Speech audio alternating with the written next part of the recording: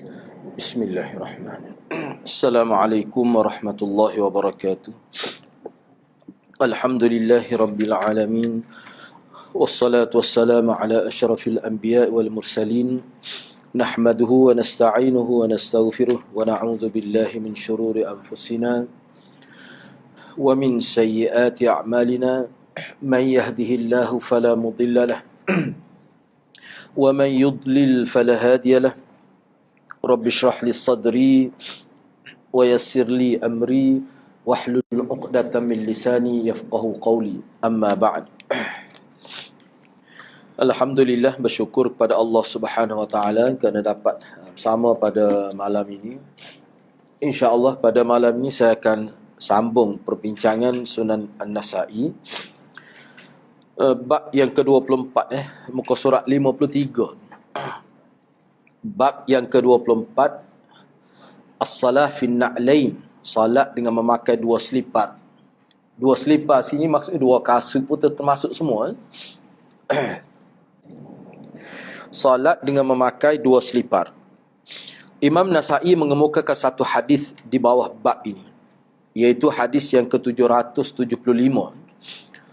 Wa bihi qala akhbarana Amr bin Ali an Yazid bin Zurai' wa Ghassan bin Mudar qala حدثنا أبو مسلمة واسمه سعيد بن يزيد بصري ثقة قال سألت أنس بن مالك أكان رسول الله صلى الله عليه وسلم يصلي في النعلين قال نعم.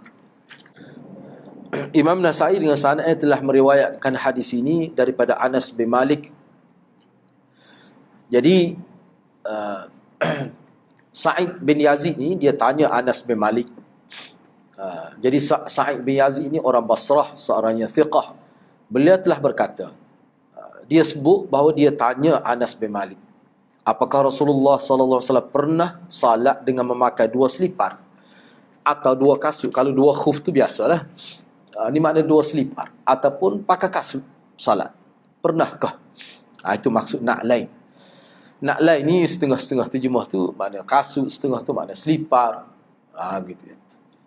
Jadi bila ditanya kepada Anas, beliau jawab ya. Maknanya ada. Rasulullah sallallahu alaihi wasallam mana pakai selipar ataupun kasut. Baik. Hadis Anas bin Malik ni adalah muttafaq alaih. Imam Nasa'i telah membawa hadis di bawah bab ini untuk menunjukkan keharusan salat dengan memakai dua selipar. Mana termasuk kasut lah. Dari segi huraya dia, ulama kata termasuk juga kasut. Ibnu Battal berkata, makna hadis di sisi ulama, makna hadis ini di sisi ulama, apabila tidak ada najis pada selipar, maka boleh digunakan untuk salat. Ini huraya daripada ulama. Jika ada najis pada selipar, maka sapulah dan salatlah dengan memakainya. Sapu disebut begitu. Baik.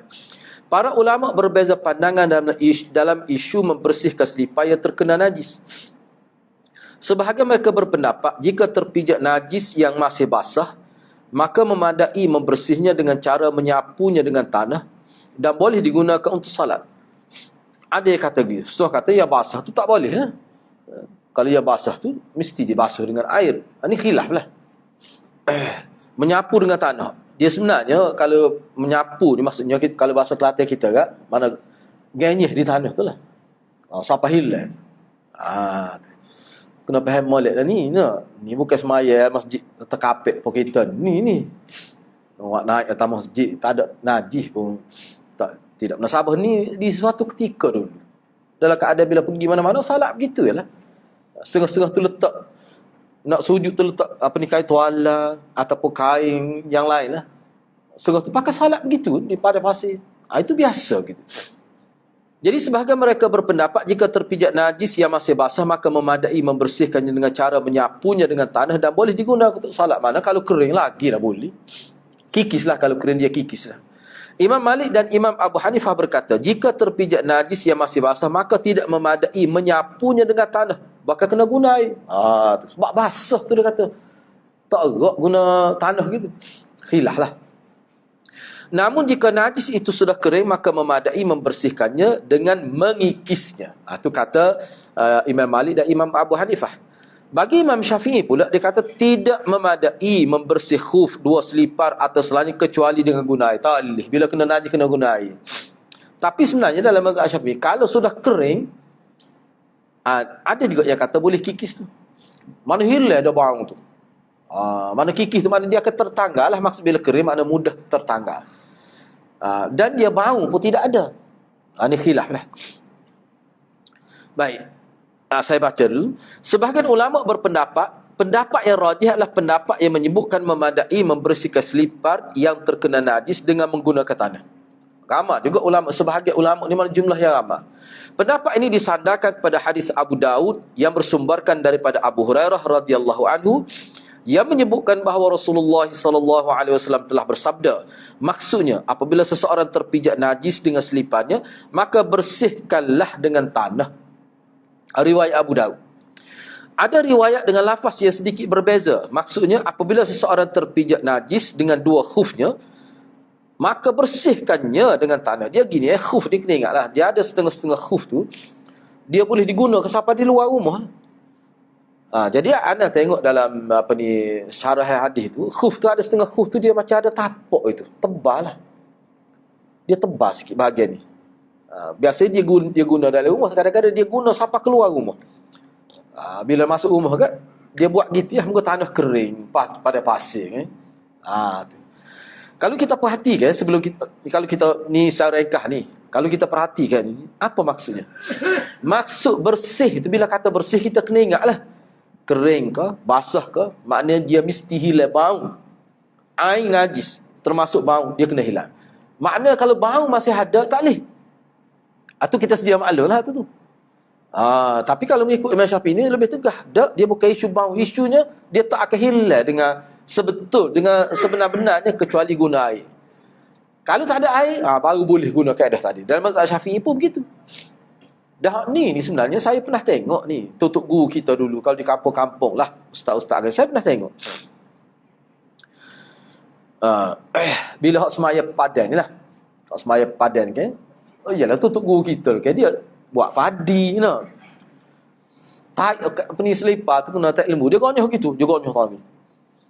Sampai hilang tak ada. Dia pun semaya, saya dah tengok. Setengah tu dia kata tak sedap ini, ada juga pergi basuh. Situ pada khilaf dah kapung pun. Tu. Kuku mana khilaf. Tapi dalam Imam Syafi'i sendiri, dia kata tak boleh, kena guna air. Yang dia kata guna air ni, kalau ada air, kalau tak ada air, baru boleh guna debu tanah. Cawa gonyah gitu. Sampai hilang. Selagi ada bau, kena gonyah. Dan tanah ni dia menghilangkan bau. Menghilangkan air najis dan menghilangkan bau najis tu. Begitulah kan. Para sahabat berbeza pandangan berkenaan hukum memakai khuf ketika salat. Dia khuf ni, dia dikiaskan kepada selipar dan sebagainya lah.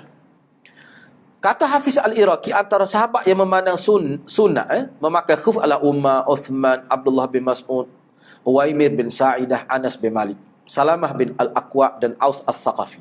Manakala kalangan tabi'i adalah Sa'id bin Musayyab, Al-Qasim, Urwah bin Az-Zubair, Salim bin Abdullah, Atta' bin Yasar, Atta' bin Rabi'ah, Mujahid, Tawus, Shuraih Al-Qadhi, Abu Mijlas, Abu Amr Al-Shaybani, Al-Aswad bin Yazid, Ibrahim An-Nakhai, Ibrahim At-Taimi, Ali bin Husain dan anaknya Abu Ja'far. Ada lagi sebenarnya, ini sebahagian saja disebut. Jadi tujuan apa disebut ini? Sebagai nak menyatakan khilaf itu. Kita kata macam mana boleh berlaku khilaf? Sedangkan jelas Nabi buat. Taklah. Dia kata dia maksudnya begini. Setengah-setengah sahabat pakar tu dia kira untuk musim sejuk. Untuk sejuk. Supaya musafir ni kan nak jaga kaki dengan maksud dalam keadaan biasa tidak, tak perlu. Bukan kata yang kata tidak sunat ni maknanya dalam keadaan biasa. Tetapi hak tadi, hak Hafiz Iraqi sebut tu, hak Sayyidina Umar, Sayyidina Uthman sendiri, dalam keadaan biasa pun tidak tidak tertakluk dengan musim, tidak tertakluk dengan musafir. Boleh. Secara mutlak begitu. Ada yang kata tak boleh tu maknanya dalam keadaan tu misalnya sakit, jadi sujud 2 kaki sebab dia kulit asli ni sebenarnya dia memberi keselesaan. Berbeza dengan kalau plastik tu. Misalnya tak sama. Jadi selesa. Jadi panah dan sebagainya kaki. Dengan maksud dalam keadaan biasa tak perlu. Ada yang kata begitu. Ayatnya khilaf lah. Baik, cuma di sini saya tidak sebut di sini. Jadi saya sempat rujuk tempat lain selepas siap ni. Ada rujuk tempat lain tu. ada juga yang sebut ginilah. Hak kita duk bincang ni. Nak boleh pakar tak boleh pakar. Kita kena ingatlah hak ni makna dalam keadaan tertentu. Misalnya kita nak semaya di stadium misalnya. Nah, engkau bukan asal tempat semaya. Kalau sini tak timbul masalah memang pecah lipa tak pecah kan. Nah. Tak ada kau tu siap. Tu. Ni maknanya dalam keadaan biasa. Misalnya kita pergi ke tempat mana-mana, ijtimak kau kita kata tak kira lah. Nak kita tengok bola kau kita kata tak. Tu. Enggak maya tak setinggal, muka tu lebar kita tengok bola. Nak maya ke mana? Nak maya lah ke mana tu? Boleh ada maya bila tak ada boleh. Enggak lepas-lepas, enggak kasut-kasut. Bukan boleh ambil semaya kalau kena cara masa nak pakai terkena disiplin dia. Mengikut kita ngaji lah. Boleh. Tak payah pecah pun. Sapu saja. Kespo kita ngaji lah. Tu nak yang mudah yang agama. Mana tak ada sebab tu tak semaya. Gingai tak semaya. Air banyak tumbuh. No. Dia bukan masalah keadaan, masalah diri tu. Nah, yang sini boleh lah. Misalnya kalau kita pergi mana kita kata. Pergi kubur, nak maya jenazah. Misalnya. Ni ada kemuka, yalah mengenai Nabi pada buat. Kita terlepas. Nah, kita pergi nak semaya. Orang sudah, boleh kita semaya. Enggak kasut-kasut gitu, tak apa. Tak perlu pecah pun. Tu. Lepas tu ada hadis pula orang kata suruh pecah tu. Tu satu perbincangan lain pula lah. Satu perbincangan lain pula tu. Baik. Waktu pun khilaf juga sebenarnya. Kalau kita tengok memang khilaf juga. Ada kata molek tak pakar. Ada kata dok orang tak pakar tu dia ada kaitan lain. Ada sebab dia. Sebab dalam hadis sebut tu selipar jenis selipar mahal tu, dia nak nunjuk situ. Ada setengah ulama kata. Bukan kata tak boleh secara mutlak. Sebab tu ulama berbelah bagi dalam menentukan hukum tu. Enggak kalau kita pergi tempat-tempat boleh jadi ada kaca, boleh jadi ada macam-macam juga.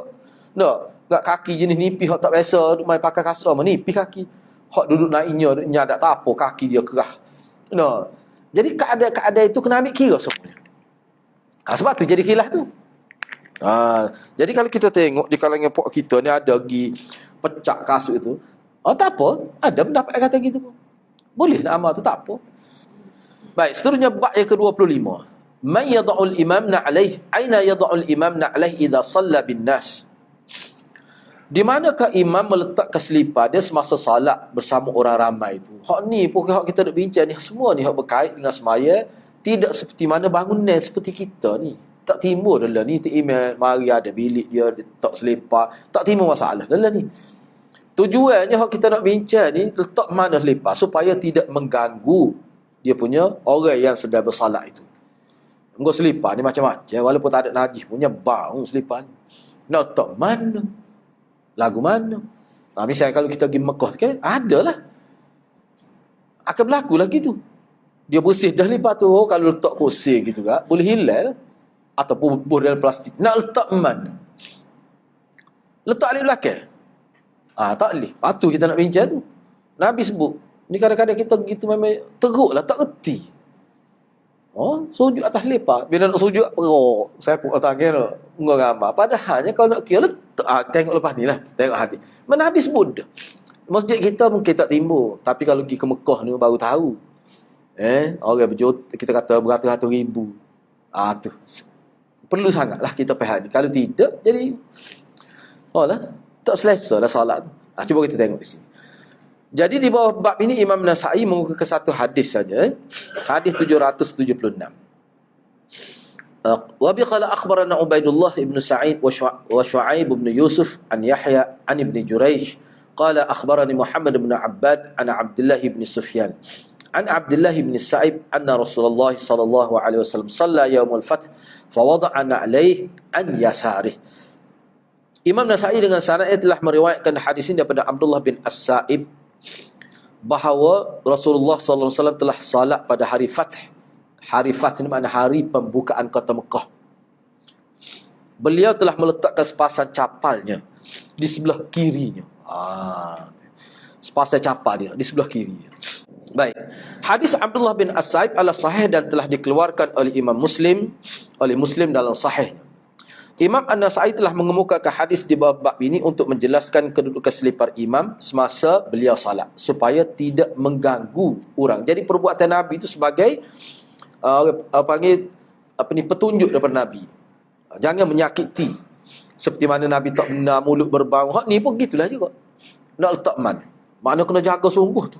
Mari masjid ni memang kena jaga. Baik, sebelum kita pergi pada perbincangan ini secara ringkaslah biodata perawi ni. Siapa dia? Abdullah bin Sa'id ni. Sahabat yang bernama Abdullah bin Sa'id ni. Abdullah bin As-Sa'ib bin Abi Sa'ib Saifi bin A'is bin Abdullah bin Amr bin Al-Makhzumi. Beliau dan ayahnya, yakni Abdullah dan juga As-Sa'ib itu adalah sahabat. Dua-dua sahabat. Ayah, anak dan ayah kedua sahabat. Beliau telah meriwayatkan daripada Nabi SAW. Mana ada hadis dia ambil dengan Nabi. Orang yang telah mengambil riwayat daripada beliau ialah anak beliau sendiri, Muhammad. Ada khilaf lah dalam bab ni, ada khilaf. Ada kata tak, ada kata ya. Khilaf. Abdullah bin Amr al-Aizi, bukan Ibnul As. Ni contoh-contoh orang yang ambil riwayat daripada dia saja ni. Tak ingat pun kalau baca pun ni. Anak sepupu dia Abdullah bin Musayyab bin Abi Sa'id al-Abidi, Abu Salamah bin Sufyan Ubaid al-Makki, Atta Mujahid al-Mu'ammal bin Wahab al-Makhzumi, Ibnu Abi Mulaikah dan lain-lain. Beliau adalah qari di Mekah. Dia ni qari di Mekah. Dia ni. Jadi Abdullah bin As-Sa'id ni dia ni qari. Qari ni maksudnya apa? Orang yang mengajar Quran Mekah. Itu maksud qari sini. Dia mengajar Quran di Mekah. Penduduk Mekah belajar Al-Quran dengan beliau. Mujahid dan orang lain juga telah belajar Al-Quran dengan beliau. Malah tokoh-tokoh besar juga tu. Ngaji dengan dia. Abdullah bin As-Sa'id telah belajar ilmu Al-Quran dengan Ubay bin Ka'ab. Ni salah seorang tokoh sahabat juga ni. Quran. Beliau telah mengandungnya dalam jarak yang tidak lama sebelum Abdullah bin Az-Zubair meninggal dunia. Saya baca semula sebab ini ada pertikaian ulama. Jadi Abdullah bin As-Sa'id ni telah meninggal dunia dalam jarak yang tidak lama sebelum Abdullah bin Az-Zubair meninggal dunia. Maknanya dia meninggal dunia ni kira-kiranya tak jauh lah. Kisah Abdullah bin Az-Zubair tragis juga dia punya kematian dia tu. Baik. Ibnu Jurayj telah meriwayatkan daripada Ibnu Abi Mulaikah. Saya telah melihat Ibnu Abbas apabila telah selesai pengkebumian Abdullah bin As-Sa'id, beliau telah berdiri dekat kuburnya lalu berdoa dan berlalu pergi. Kata Al-Hafiz, berdasarkan riwayat ini, beliau telah meninggal dunia sebelum Ibnu Zubair dalam jangka masa yang tidak semestinya dalam jarak yang dekat. Jadi kalau mengikut riwayat Ibnu Jurayj ni, tak boleh nak kata dekat. Ibnu Abbas sendiri meninggal dunia 5 tahun sebelum Ibnu Zubair. Cuba bayangkan. Apa ni? Ibnu Abbas ni meninggal dunia 5 tahun sebelum Ibnu Zubair. Jadi kalau ketika kematian Abdullah bin As-Sa'ib, dia terlibat dalam perkebumian. Dia kata Ibnu Abi Mulaikah, aku tengok dia berdoa di tepi kubur, bukan atas kubur, tepi kubur tu. Aku tengok. Maknanya sedekah Ibnu Abbas ni dia sendiri ni, Ibnu Abbas dia meninggal dunia 5 tahun sebelum Ibnu Zubair. Tak 5 tahun, orang tak panggil dekat tu. Maknanya Abdullah bin As-Sa'id mati sebelum tu lagi lah. Dan Abdullah bin Zubair pun masa perkemuan Abdullah ni dia ada. Dia berdoa mengikut riwayat Ibnu Abi Mulaikah lah. Enggak, dia mati 5 tahun sebelum Ibnu Zubair mati. Jadi maknanya kita kata paling kurangnya mana lebih 5 tahun lah jarak tu. Orang panggil dekat ke tu? Jauh tu. Sebab itulah Ibnu Jurayj kata kita nak kata dekat gitu. Kalau dekat ni kata sebulan ke. Ni 5 tahun lebih lama tu. Itu saja maklum. Jadi maklumat begini bagi ulama mendiami kira ni orang panggil dirayah lah, dari segi dirayah. Baik, solat yang dimaksudkan adalah hadis adalah solat subuh. Sebab dalam hadis Nasa'i ni tak sebut solat apa dia? Solat subuh. Kenyataan ini berdasarkan riwayat Muslim daripada jalur sanad Tariq bin Ar-Razzaq daripada Ibnu Jurayj. Beliau telah berkata, Nabi SAW telah menjadi imam salat subuh kepada kami di Mekah. Al-Hadith. Jadi ulama kata, ni yang disebut oleh Ibnu Jurayj, ni ayatnya salat tu salat ketika Fatih Mekah lah. Jadi setengah ulama kata ni maknanya salat subuh. Sebab bukan kata salat lepas tu memang banyak salat. Ni salat kira-kiranya salat yang dimaksudkan adalah hadis ni. Mana salat mula-mula lah kira-kiranya. Gitu. Mana selepas pembukaan kota Mekah tu. Hak letak selipar di sebelah kiri tu. Baik. Cuma di sini anda tidak bincang secara panjang lebar sebab sebenarnya kita ada bincang dah dulunya hak ni. Cuma nak sebut gini ya. Dia sebenarnya banyak hadis yang misalnya di sini kenapa Nabi letak sebelah kiri tu. Anda tidak tulislah di sini. Dia begini ni dah hak kita bincang dah sebelum ni. Kita ada bincang. Anda tak ingat dah hadis ke berapa. Sebab riwayatnya banyak. Jadi letak sebelah kiri tu kira-kiranya mana tak ada orang lah tepi sebelah tu. Tu. Jadi kalau nak letak sebelah kanan boleh jadi kuku ada orang mari nak semaya kan. Misalnya Nabi. Bila Nabi nak semaya, jadi Nabi letak sebelah kiri. Apa? Sebab takut ada orang mari nak semaya nak beriman ke Nabi. Mesti dia kena duduk alik kanan. Kalau letak selipar alik kanan, masalah lah. Itu maksud dianya. Baik. Kalau dalam keadaan alik kanan pun ada, alik kiri pun ada, misalnya keadaan tu sempit, jadi terpaksa pergi salat tu kalau nak salat betul-betul belakang Nabi, tak muat misalnya. Sebagai contoh. Nak letak alik kanan, takut ramai. Alik kiri pun mungkin ada juga. Tak tengah. Tu saya nak sebut tadi. Mana kita pergi semai, letak tengah tu lebih baik. Kalau masjid mana. Sebab depan ada orang. Kiri ada orang. Belakang ada orang. Jadi kalau kita tak boleh belakang, orang nak sujud, tak depan. Kita sendiri. Jadi sebab depan Nabi tak benar. Kecuali sampai ke depan. Maknanya kalau kita ada orang depan sebagai sutrah, tu boleh lah.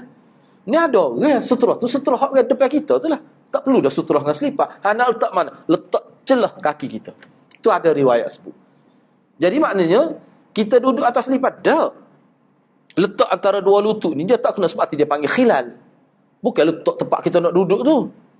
Tidak maksud begitu. Tu disebut dalam banyak riwayat juga lah. Sebenarnya tujuannya apa? Tujuannya supaya tidak mengganggu orang yang solat dan kita sendiri pun tidak terganggu.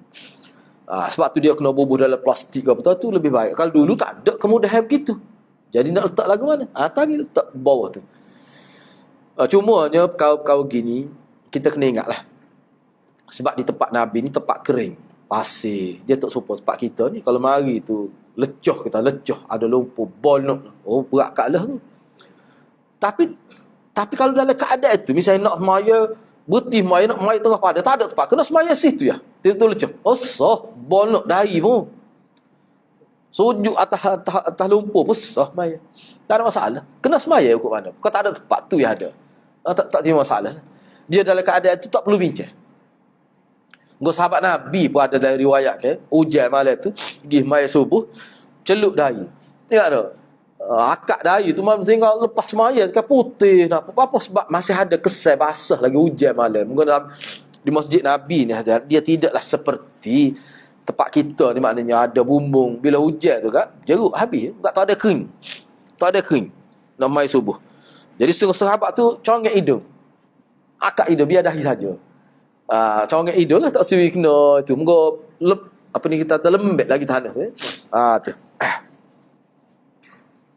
Sebab itulah setengah ulama kata kalau kita duk bincang bab semaya ke apa ni, semua tu sebenarnya merujuk kepada semaya tak boleh tinggal. Tu biasa dia. Semaya tak boleh tinggal. Kukuk mana? Maksud ayat. Selagi ada akal, ni kita akan jumpa banyak lagi. Tak boleh kukuk mana pun. Lepas tu bila nak semaya ni, dah lah tak boleh tinggal. Disiplin dia tetap kena jaga. Dalam keadaan macam mana pun, tidak boleh menyakiti orang lain. Baik. Begitu maksud dia. Jadi kalau kita bincang hadis ni, lepas tu kita bawa dalam konteks kita ni, tak jadi masalah. Sebab ada masjid. Cumanya dia timbulnya beginilah pada hari Jumaat. Hari Jumaat ke dia penuh. Kadang-kadang sampai luar daripada pagar masjid. Situlah baru kita boleh nampak. Nak letak selipan mana. Kita bawa sejadah masing-masing. Nak letak selipan mana. Tu. Nak letak selipan depan gitu. Lepas tu nak letak tepi. Ni penuh orang ni. Situlah. Sebab tu kena sedia supik tu, plastik tu. Kena sedia plastik. Buku letak celah kaki. Macam kita duduk pun tak kena. Dia duduk antara lutut kita. Dia ada ruang lah. Gitu je. Tu lah maksudnya. Orang pun tak terganggu. Kereta pun tak terganggu. Tujuannya tu ya. Nak ayat tu. Tu. Lah kita kata setengah-setengah masjid. Sepuluh masjid ni tak apalah. Kita kata berapa tingkat ada setengah masjid tu kan. Bila hari Jumaat tu kan. Saya pun biasa pergi. Kita pergi lewat sikit. Tak boleh masuk. Jadi pasal duduk atas rupu. Bawa sejadah munculnya. Kalau tak bawa. Kalau bawa sejadah tak mana lepas tu. Tu. Di situlah kita lihat betapa masyarakat kita ni jahil pak ni. Dia ingat dia seorang nak maya. Dia pergi apa aja dia pun pecah. Dia pecah lipat ke sepuluh dia seorang nak maya. Dia tak kira dah orang pun tengah mari. Tebal alif lipat dia nak tahu. Tak lipat dia lain. Lipat mula saja dah. Dia tak erti tu cara tu.